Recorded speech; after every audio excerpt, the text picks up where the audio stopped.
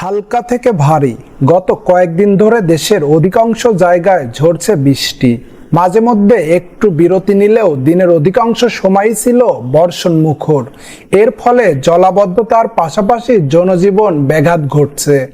আবহাওয়া অফিস বলছে আজ রোববার সারা রাত বৃষ্টি অব্যাহত থাকবে। আগামীকাল দুপুর নাগাদ কিছুটা স্বাভাবিক হওয়ার সম্ভাবনা রয়েছে।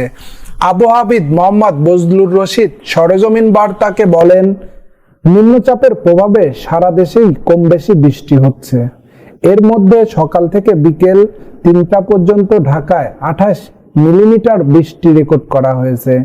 আজ রাতভর বৃষ্টির সম্ভাবনা রয়েছে। আমরা ধারণা করছি আগামীকাল দুপুরের পর থেকে আবহাওয়া উন্নতি হবে। তবে এখনো বাংলাদেশের সমুদ্রগুলোর জন্য 3 নম্বর স্থানীয় সংকেত দেখাতে বলা হয়েছে।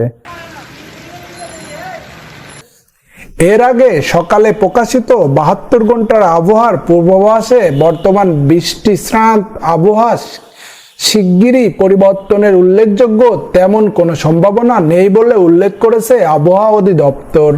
টানা বৃষ্টি, জলাবদ্ধতা, রাজধানী জুড়ে যানজট।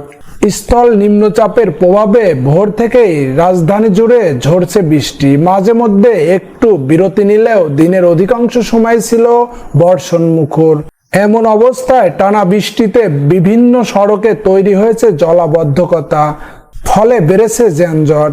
আবার কয়েক জায়গায় আন্দোলন ও বিক্ষোভের কারণে দীর্ঘ সময় ধরে বন্ধ ছিল গাড়ি চলাচল। সব মিলিয়ে দিনভর রাজধানীর মানুষজনকে যানজট আর বৃষ্টির পানিতে চরম ভোগান্তি পোহাতে হচ্ছে।